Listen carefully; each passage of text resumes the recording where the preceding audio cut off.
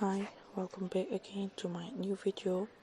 In this video we are going to discuss about coordination in plants.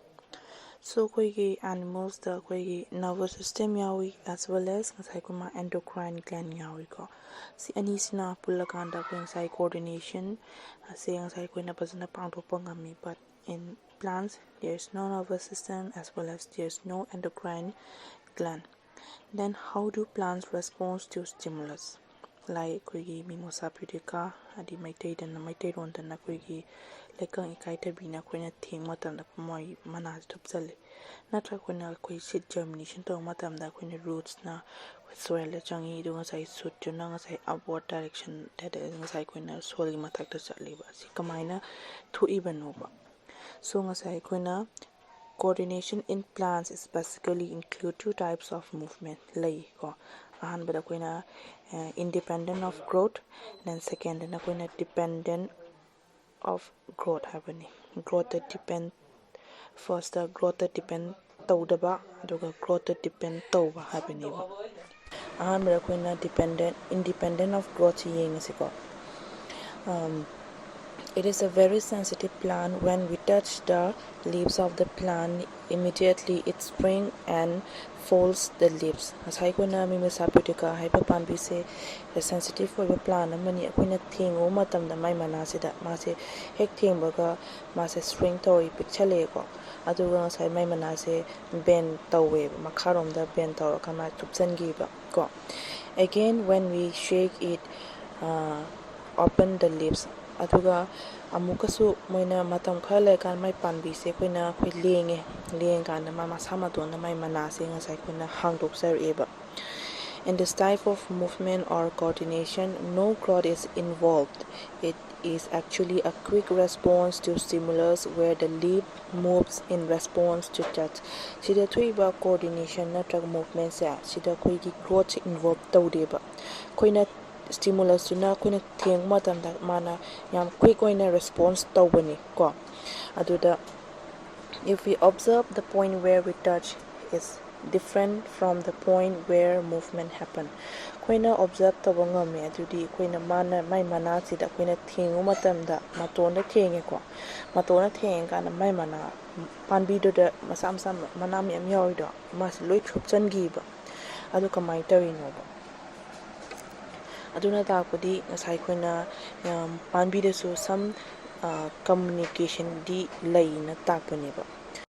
Animal di koina specialized tissue yawi ngasai koina information ge do collect tawna bai damakta adubu akhoi panbi di yawdi ba adui ma hota ngasai koina khoigi plant da ngasai mai shape change tawba tawdaba singa sai koina kaidoge matam da khoigi water moi gi plant cell da yawi water do adu na ngasai ma se sanai ko. The plant cells change shape by changing the amount of water in them. Hamdi ngasai koina panbi sina kaiguma shape change toning batadi cell do da yoriba water amount to adudana laukthokpa amu hapchanba smai sanala kanda koina koi panbi shape change tawi habani. The swelling and shrinking due to water pressure makes a change in the shape of the plant. Swelling habadi ngasai pum thokpa aduga shrinking haragana chupchan contraction thokpa ngasai koina koigi plant cell do the water pressure se helak badi koina cell sida swelling thole pomdo halle ko aduga ngasai amu water pressure se reduce tawdi koina kaida shrinking have the contraction thok badi koina kaida ba pe panbi gi shape che change tawda mating pangi ba. Next, the movement due to growth yengasi or ngasai dependent on growth ko. A pea plant cling itself with the help of tendril. Ngasai pea plant sida ngasai koina mana climb tawna bo hona bada tendril sina mating pangi habani. Tendril is a very sensitive plant. Parts ngasai tendril habise panbi du ki yam sensitive or parts amani. When a tendril comes into contact with any support, the side of the tendril in contact with the object ceases to grow as rapidly as the side of the tendril away from the object.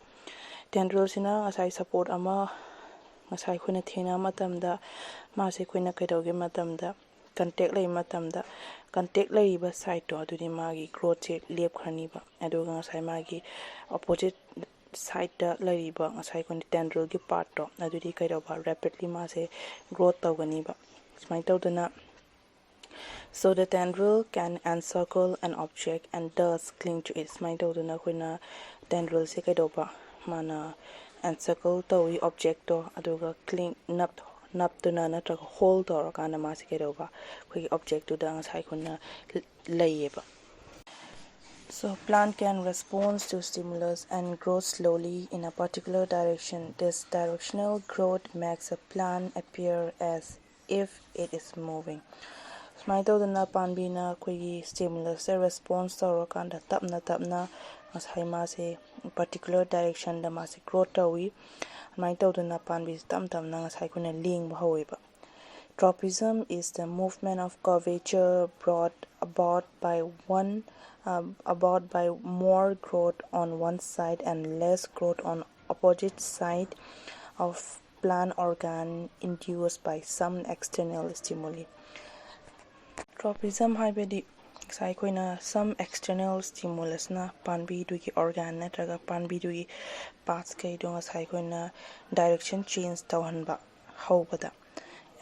Side amda more growth oiba yai natraga side amdana koina less growth oiba yaiba adugi some external stimulus na induce tawrakana movement tawriba aduguma movement bu koina tropism hara khangnai. Depending on the nature of stimulus ngasai koina stimulus tugi matungina tropism su ngasai makhal khara khaidui.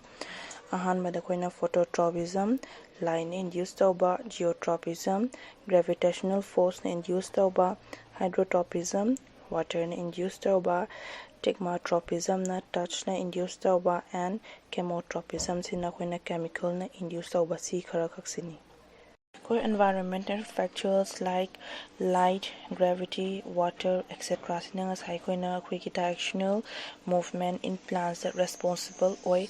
Example oina koina figure 14.7 yengasi. Smaito panbi ma koi thongnau muna ka thame. Thamakan sida ngasai koina kwiki figure sida yeng matanda panbi se kwiki line induced tawbu oiduni ko phototropic movement oiduni. Koigi suit sina kaidoba koigi light romda bend tawre aduga ngasai koina whereas root sina ngasai koina kaidoba light gi thaktu eba ngasai gi away oeba ngasai smai tawdana koina kaidoba koina sipan bisida koina light ni induce tawba, that is phototropism sing ngasai koina uba phangani ba. Sina takpadi koina kai hai matamda koina directional movement sa either ngasai koina towards the stimulus oibama natra ngasai koina away from ngasai stimulus oiduneba. Dana koina geotropism yengsi. Geotropism habasi ngasai koina gravity na induce tawrakanda thokpa tropism duni. Example dana koina 14.8 yengsi koina germination thole. Germination thokanda magi primary roots dana ngasai koina soil ki manungda changaga ngasai koina hawe ko ngasai koina positively geotropic oire aduga atopa dana ngasai mai stem primary stem sina ngasai koina kaidogi matanda koi against the ngasai ko gravity ngasai koina chatleba, that is negatively geotropism oi habani. Matangdana koina hydrotropism yengsi. Hydrotropism sina water na induce tawbani. Example figure 14.9 yengsi koina koi tray amada leba hapaga koina seed germination to hole du koi next koina pot ising hapaga anda ngasai koina koi hoto thamme ko sida smai tawdana koi hana mana root se koi towards the soil se lamba se ko straight se lamba se ngasai koina koi water na my moisture rom da kaidawre my root se ngasai koina bend tawrakanda ngasai isingi rom da chatleba aduna takpadi ngasai koina kaidawba koigi root se ngasai koina hydrotropic positively hydrotropic oi habaneba. Mai tawduna ngasai koina hydrotropic ka geotropic siga kanana hena kan ge matamda koina hydrotropism sin hena strong oi en takpani ga si example sida. Atangda koina stigmatropism sina tasna induce tawba aduguma tropism du hara khangnai. Example koina mi maza pete kara thuiba ꯑꯗꯨꯕꯨ ꯑꯩꯈꯣꯏꯅ ꯇꯤꯛꯃꯣꯇ꯭ꯔꯣꯄꯤꯖꯝ ꯍꯥꯏꯔ ꯈꯪꯅꯩ ꯑꯗꯨꯒ ꯂꯥꯁꯇꯅ ꯑꯩꯈꯣꯏꯅ ꯀꯦꯃꯣꯇ꯭ꯔꯣꯄꯤꯖꯝ ꯀꯦꯃꯤꯀꯦꯜꯅ induce ꯇꯧꯕ ꯑꯗꯨꯒꯨꯝꯕ ꯇ꯭ꯔꯣꯄꯤꯖꯝꯗꯨꯅꯤ ꯀꯦꯃꯣꯇ꯭ꯔꯣꯄꯤꯖꯝ ꯍꯥꯏꯁꯤꯅ example ꯑꯩꯈꯣꯏꯅ ꯐ꯭ꯂꯥꯋꯔꯗ ꯐꯤꯃꯦꯜ ꯔꯤꯄ꯭ꯔꯗꯛꯇꯤꯞ ꯁ꯭ꯇ꯭ꯔꯛꯆꯔ ꯑꯗꯨꯕꯨ ꯑꯩꯈꯣꯏꯅ ꯀꯥꯔꯄꯦꯜ ꯀꯧꯏ ꯀꯥꯔꯄꯦꯜ ꯑꯁꯤꯗ ꯑꯃꯨꯛ ꯁ꯭ꯇꯤꯛꯃꯥꯅꯦ ꯁ꯭ꯇꯥꯏꯜꯅꯦ ꯑꯦꯟ ꯑꯣꯚꯔꯤ ꯌꯥꯎꯏ ꯁꯤꯗ ꯉꯁꯥꯏ ꯑꯩꯈꯣꯏꯅ ꯄꯣꯂꯟ ꯒ꯭ꯔꯦꯟꯗꯨꯅ ꯁ꯭ꯇꯤꯛꯃꯥꯗ ꯇꯥꯔꯛꯄ ꯃꯇꯝꯗ some sugary substance or chemical release ꯇꯧꯋꯦꯕ ꯑꯗꯨꯅ stimulus ꯑꯣꯏꯅ act ꯇꯧꯔꯀꯥꯟꯗ ꯑꯩꯈꯣꯏꯅ pollen grains ꯑꯩꯈꯣꯏꯒꯤ pollen tube ꯇꯝꯅ ꯆꯪꯉꯔꯒ ꯉꯁꯥꯏ ꯃꯥꯁꯦ ꯑꯩꯈꯣꯏꯅ ovary-ꯗ ꯇꯝꯅ ꯆꯪꯉꯀꯥꯟꯗ ꯊꯦꯡꯅꯔꯀꯥꯟꯗ ꯑꯩꯈꯣꯏꯅ fuse ꯇꯧꯔꯀꯥꯟꯗ ꯑꯩꯈꯣꯏꯅ ꯑꯩꯈꯣꯏꯒꯤ fruits formation ꯇꯧꯔꯛꯇꯣꯏꯅꯦꯕ ꯑꯗꯨꯗꯉꯁꯥꯏ ꯑꯩꯈꯣꯏꯅ induce ꯇꯧꯔꯤꯕ ꯑꯗꯨꯕꯨ ꯉꯁꯥꯏ ꯑꯩꯈꯣꯏꯅ chemotrophism ꯍꯥꯏꯔ ꯈꯪꯅꯩ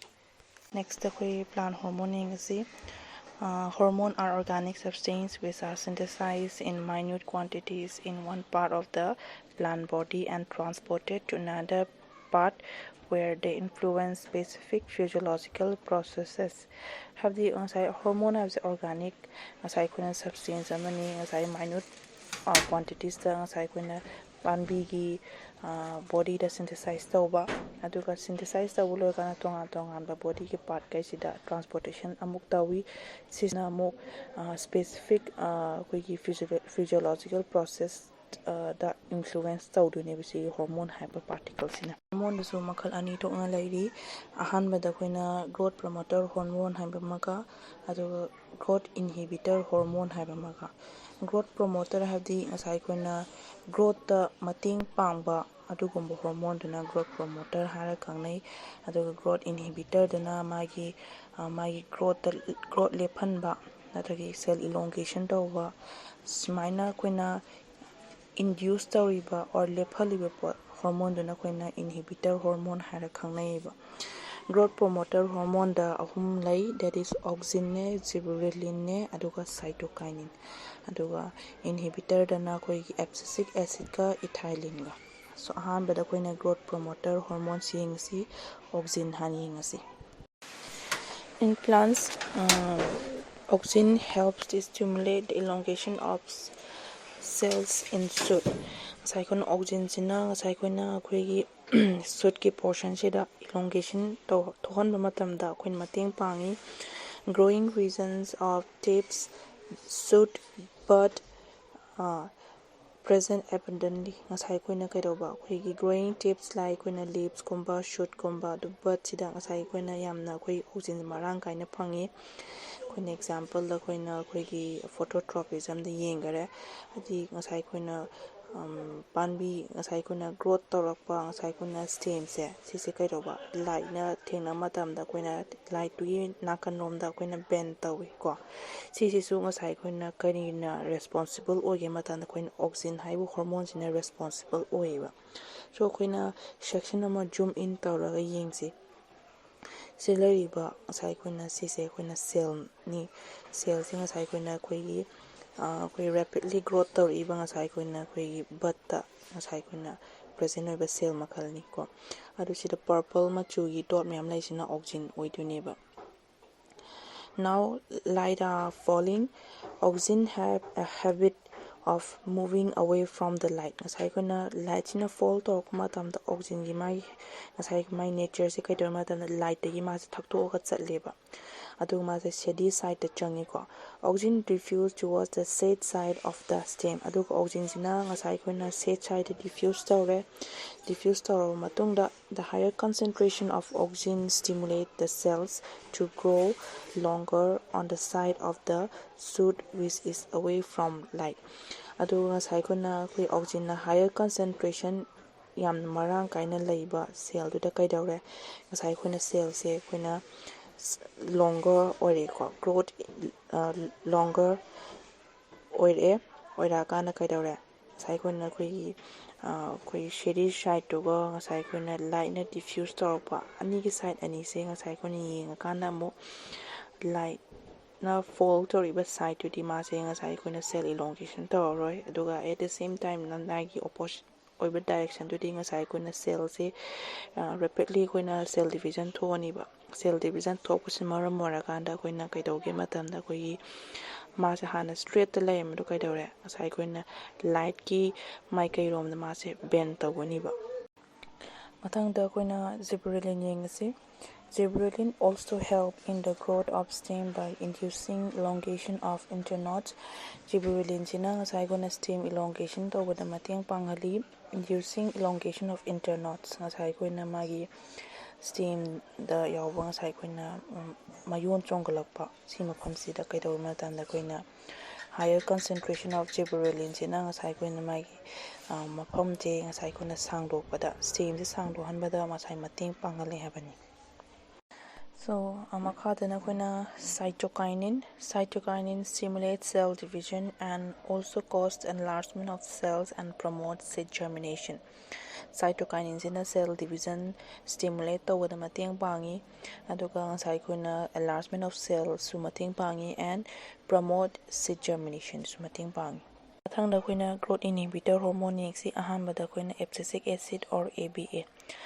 Abscisic acid is a powerful growth inhibitor hormone amani sisna plant da growing plant da mana some magi growth limitation yara kanda koina abscisic acid synthesis tawra kansida magi shoot as well as roots semana koina cell dividing or ngasai koina natraga koina cell growth se koina lepkidoini mathangda koina ethylene yengasi. Ethylene also acts as a plant hormone and can prevent the longitudinal elongation of stems and roots, but it associated with radial enlargement of tissues. It can hasten post harvest maturation of fruits. Ethylene have hormones in a cycle longitudinal and elongation of stem and roots prevent the mateng pangi adudha natana ngasai koina radial enlargement se su ngasai ma associate tawi mari lainei and mana kaidawba khoigi fruits kaise ngasai koina yamna thuna khoigi chaba yabagi koina ngasai koina maturation gi level se ngasai koina pura kumatamda khoi Thailand sin mateng pangi habani. Next akoi apical dominance yengsi. Apical dominance aise koina phenomenon makalamni especially koina vascular plants or tall plants thokpa plants da koina sai koina apical shoot haibamaga lateral bud haibamaga lay. Apical shoot haisina koigi panbi khwaidagi topmost shoot tuni lateral bud sina sai masa makhada lay masa gaiduna koigi lateral bud hara khangnai. Auxin haibasi growth hormone makalamani aduga masi karaide present oge matana koina shoot tips the present oil which help the plants to grow longer ngasai koina plants ngasai gi growth the mateng pangeba. At the same time lateral buds remain suppressed aduga smai tawduna khoigi oxygen sina mathakta khoigi present oilnina ma growth tawkre aduga lateral bud tadi ngasai koina kaidawre mase growth taw matamna mase thingda halle ko. Apical bud kaigumba khoi apical bud se khoigi pambi gi remove taw taragadi ngasai koina lateral bud se sidadi ngasai koina yam tuna khoigi growth tawgan mateng pangan leba. Ngasai koina khoigi oxygen haibo hormone se ngasai koina mathakta transportation tawramase kakthakibdagi apical dominance apical shoot se kakthakibdagi koina ma oxygen se downward transportation tawre downward transportation tawbasina maram oirakana koina lateral bud ngasai koina growth mateng pangeba.